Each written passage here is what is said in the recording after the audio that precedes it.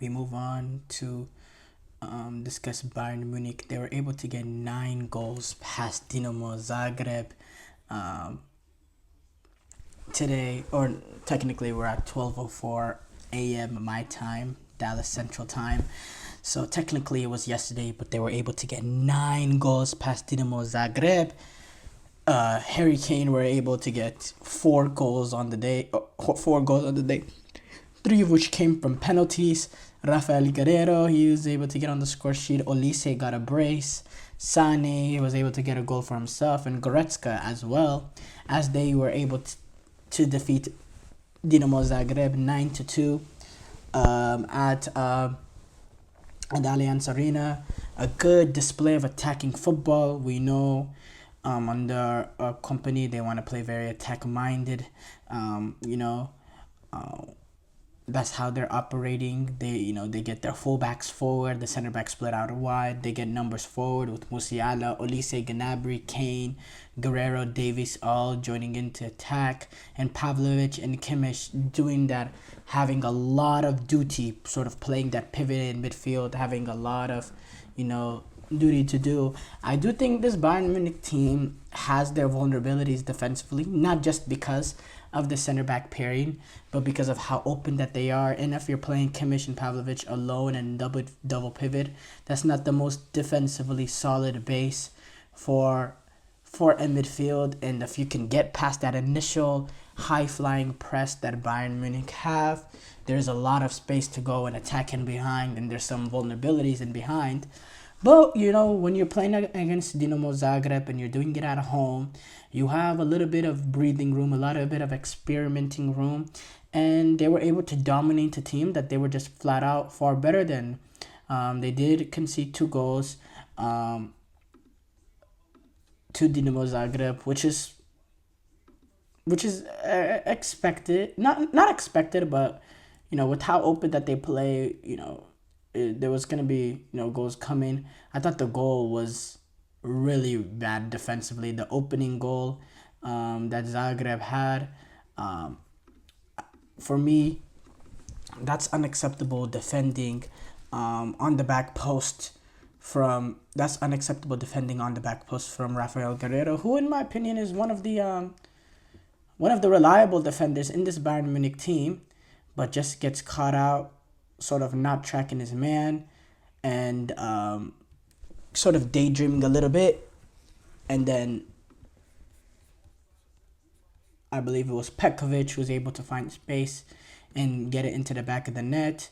Again, there was a lot of space in that Bayern back line. They were not compact enough because of how open that they are. And the second goal as well, the ball played in behind, Bayern Munich getting caught out. And it's just defensively, they're really, really open. They are really, really open. That midfield doesn't want to defend. They're players that sort of try to get in the way. I think Pavlovic has a good work rate, but he's more of his ability to play the forward ball. He's in there. We know his qualities he has. Yes, he is a natural right back, but defending has never been really his primary strength. And if you can get past the initial press, there's space to play the ball in behind. Ogiwara, coming from his fullback position, was able to make the run in behind Guerrero, and he, comes up with the nutmeg finished. And suddenly it's 3-2 Dinamo Zagreb. And then, Bayern, and actually, honestly, Dinamo Zagreb, the Bayern Munich went up 3-0 in that first half. They quickly cut it down to 3-2 at the start of the half, and Zagreb had their opportunity, had a few opportunities there, and Bayern Munich were a little bit on the back foot, and it really just shows the vulnerabilities that there was with Bayern Munich, but then on, the quality eventually got through. Bayern Munich pelted them, and then Harry Kane was able to get the fourth, and then from there on it was going to be smooth sailing because just the quality with Bayern Munich was just far too superior, and it was overall you know, easy overall game for Bayern. They even had a few opportunities that were called out, or one opportunity that was called out by VAR. Kane was able to get on the back of the net, but that goal ball, VAR ruled it out. He had another rebound, another rebound opportunity. But yeah, look, Bayern Munich, they have real quality. Now with Elise coming in, Gnabry sort of back on his form. He's playing really, really well. We know we know the quality that Jamal Musiala has technically playing in tight spaces. We know what Michael Elise can be. He's a special player with special ability that just needs to, that really, just needs to take the next step at, showing consistency at a big club that he has now the opportunity to do at Bayern Munich. We know the ability he has with his left foot. He's also good in tight spaces. He's creative as well. He's a really, really good quality player in there. Good at, breaking down low blocks because he can make moments out of nothing. We know what Jamal Musiala can do. Harry Kane, we know what he had at the European Championship, the down performance, but he's still a brilliant goal scorer and he'll take advantage of his opportunities. So the attack has never been my issue with Bayern Munich. I think they'll always be able to score goals. So far this season, they've had a ridiculous goal scoring output. They've put up 9 past Zagreb. They put 6 past Holstein Kiel. They scored 2 against Freiburg, 3 against Wolfsburg. The attack will never be the issue. But an also thing is, they've only, in the 4 games, they've only had 1 clean sheet.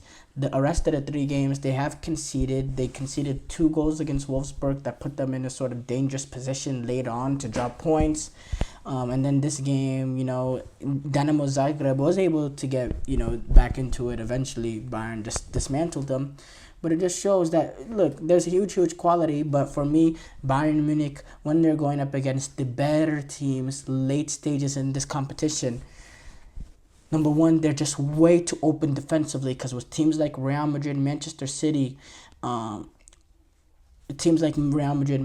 Barcelona, you get past that. If they're able to get past that initial press for Bayern Munich and be able to attack the space that's left in the defense to play in behind or to go at the center backs of Kim and Upamecano that can have some bad blunder moments, it could be a real issue for Bayern Munich defensively. And yes, against teams like Zagreb, you can win a basketball game because you just have far better quality than them. But going up against a team that has a little bit more composure defensively, that can defend really, really well, and that has ability to play out and go end to end with you, but also can defend well, like Barcelona could, like a Real Madrid definitely could, like a Manchester City definitely could. It would put Bayern in a vulnerable position. So something that Vincent and company has to emphasize is getting this defense better. With Hansi Flick at Barcelona, he's able to play a sort of high intensity style of football, but also they defend really, really well. And they defended really, really well at Bayern too under Hansi Flick. Vincent company needs to be able to replicate Hansi Flick's success that he has in terms of how he wants to play, but also being defensively solid.